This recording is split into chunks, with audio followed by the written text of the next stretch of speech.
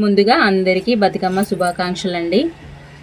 Hello friends, video first open చేయగానే like అయితే ఇచ్చేసేయండి. లైక్ ఇచ్చిన తర్వాత వీడియో అయితే కంప్లీట్గా చూడండి. సో బతుకమ్మ సెలబ్రేషన్ స్టార్ట్ అయిపోయినాయి కదా. సో అంతకంటే ముందు రోజే స్కూల్లో అయితే బతుకమ్మ సెలబ్రేట్ చేస్తారు. సో మిన్నయ్య వాళ్ళ స్కూల్లో అయితే బతుకమ్మ చేస్తున్నారండి, బతుకమ్మ సెలబ్రేట్ చేస్తున్నారు. నేను ఆ రోజైతే మిన్నయ్యనైతే స్కూల్కి పంపించలేదు, కానీ మేము షాపింగ్ చేసి రిటర్న్ అయ్యేటప్పుడు బతుకమ్మ అయితే స్టార్ట్ అయిపోయింది ఇక్కడ.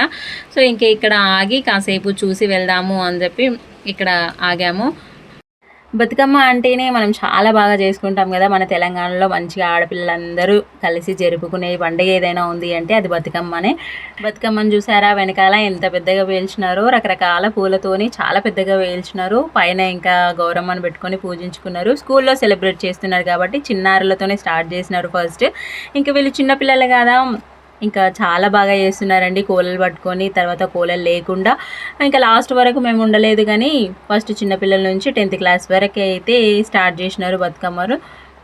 మనం బతుకమ్మని ఒక్కో రోజు ఒక్కో రకంగా పిలుచుకుంటాం కదా. సద్దుల బతుకమ్మ అని, ఎంగిలిపూల బతుకమ్మ అని రకరకాలుగా 9 రకాలుగా అయితే పిలుచుకొని మనము బతుకమ్మ అయితే సెలబ్రేట్ చేసుకుంటాం కదా.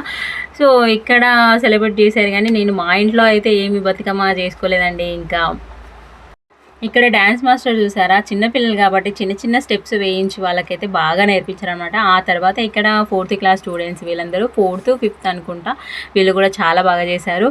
చిన్న వీడియోనే చేశానండి, ఎందుకంటే లాస్ట్ వరకు నేను ఉండలేదు కదా, అందుకోసమని ఎంతసేపు ఉన్నానో అంతసేపు వరకు ఈ వీడియో అయితే చిన్నగా చేశాను.